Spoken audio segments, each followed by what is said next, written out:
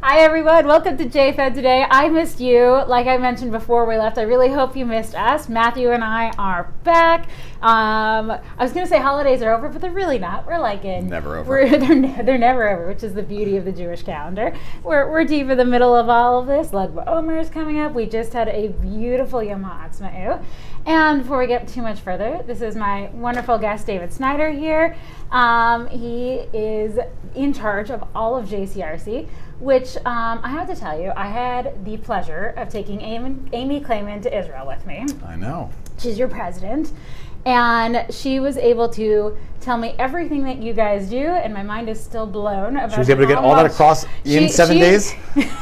Okay, maybe not all, but a lot of what you guys do. So why don't you share just a few of your branches and things that you guys really work on? Sure. I guess the easiest way to explain our agency is we have two major departments. First being where we're sitting today, our Raab Goodwin Holocaust Museum and Education Center. And we can delve a little bit more into that if we decide. The other is our Bookmates Interfaith Reading Literacy Program. So most people don't even know either that it exists or certainly that it falls under the JCRC rubric. But we have 300 volunteers that are reading in 38 different schools throughout South Jersey to some of the most, underserved, underprivileged children in our community. And it's one of the most individualized, I sometimes say lonely volunteer opportunities, but without question the most meaningful. So let's explain it a little bit more for people who haven't heard Bookmates. So basically you pair volunteers up with students in need, and the volunteer goes to the school and helps Correct. the child learn to read, or tell us a little bit Sure. more. It's actually one of our interfaith programs. So it's volunteers from all faith communities administered by Bookmates, our agency, our department. And the schools the teachers within the schools identify which children are most in need. And those are the ones that are matched up with the volunteers. So it's a once a week, one-on-one engagement opportunity for these volunteers. And I know people have said it before, you hear it all the time, the volunteers get as much, if not more, out of it than the students do. One thing that I learned about Bookmates that I love, it's not just about teaching how to read, it's also the volunteers impart self-esteem. Absolutely. Is that part of the training, or is that just naturally what came with the program? I'll say it this way, it's naturally what comes from it. Just having this adult, for the child, have a relationship with another external adult figure who all they do is care about them and want the best for them is really, it makes quite an impression on these young children. It's very cool. Yes. So let's just talk a little bit about yourself, and then I definitely want to get to where we are. Maybe we can even have Matthew do a little bit of a spin of the camera. He's giving me a look like, I'm not sure if that's going to happen, but I think we'll all make it work together. So you have spent a lot of time, you worked for APAC, you worked for JNF, and in the Jewish and specifically Israel community nonprofit world. What led you to that sort of passion? I know we don't have a lot of time here today, but this quick version I tell, and this is, I think, a lesson I really share with all of our interns that we have every summer, is you have to do what you enjoy. I was in the financial services field, and it was all about money, whether it be for myself, for my clients, for my firm, and I knew it wasn't going to be satisfying enough, and I have no regrets 25 years in now, working as a Jewish communal professional, love what I do, and we know that we can, if we're making a difference every day, it's a win for everybody. Have you been to Israel before you started working for any of this? No. No. Wow. In fact, the first time I went to Israel was with Jewish National Fund, and I led a mission. So if you talk about the expression blind leading the blind, the truest, absolutely. So, wow. But the next time I'll be in Israel, not that you asked, but I will tell you, because we're very excited, we are going to be leading a interfaith clergy mission from this community in January. I think I know someone that may go on that. You may know someone. We are very, very excited about that. It can really be a transformative trip for any community, but certainly for the faith community in terms of, the expression, they all have pulpits. And when they get to see Israel through their own eyes and be able to convey that to, the people that come and hear them every Saturday or Sunday, it can really have an impact. So it kind of seems to me that JCRC ends up being sort of the beacon of interfaith work in our community. How do you talk a little bit about the different things you do and how JCRC led to that? I love the expression beacon. We do consider ourselves, I'll say, a hub of activity. Hub.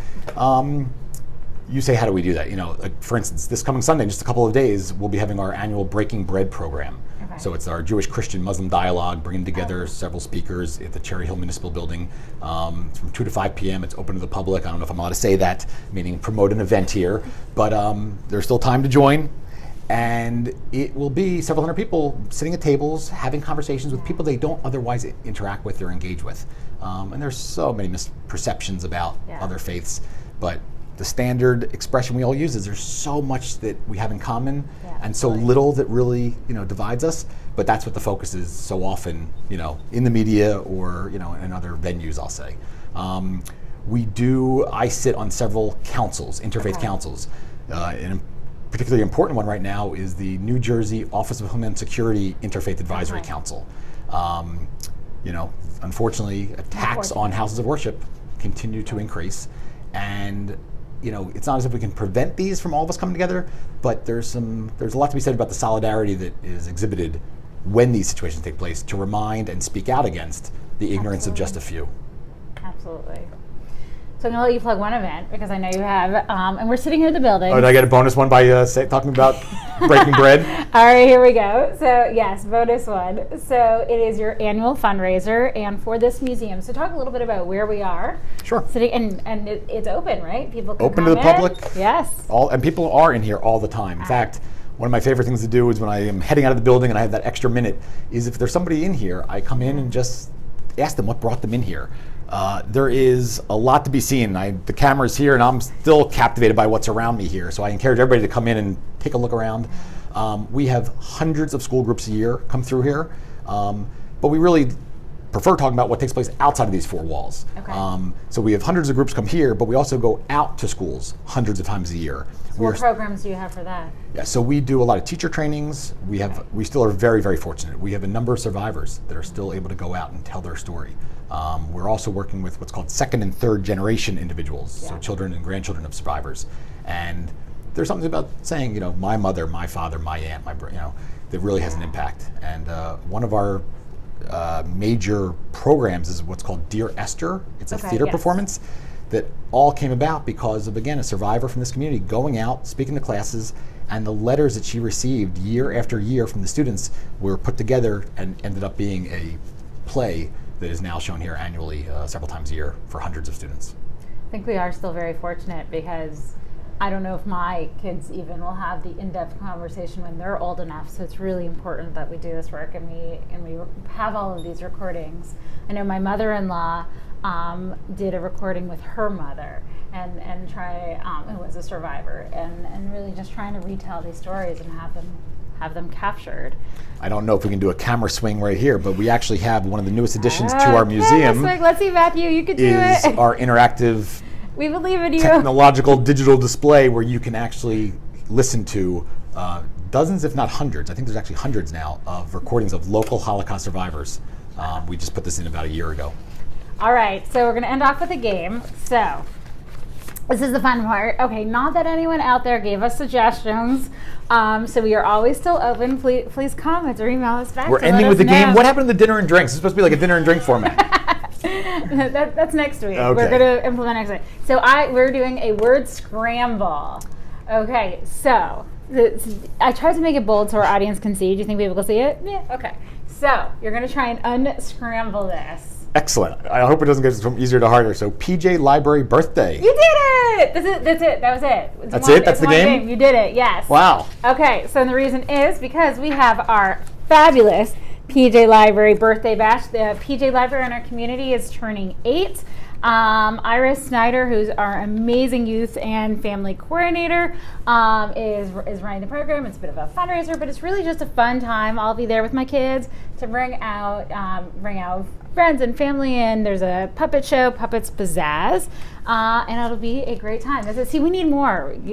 Matthew thinks we only need one game, but we're gonna. I would have kept going here, but I'm sure my kids would love that program as well. Yes. They were participants or were beneficiaries of it. It is a fabulous program. Good, yeah, it is. It's nice, and and people look at us and sometimes think, you don't need the Jewish books, but I have to tell you, my kids run to those PJ Library books at night. And they're like, "Here, read this one," and so even my little 1-year-old pulls them off, and great colors, And in the same way that awesome. PJ Library is a national program, Yeah. Bookmates is modeled after a national Jewish literacy right. reading program, and it just speaks to the importance of, engaging with. Absolutely.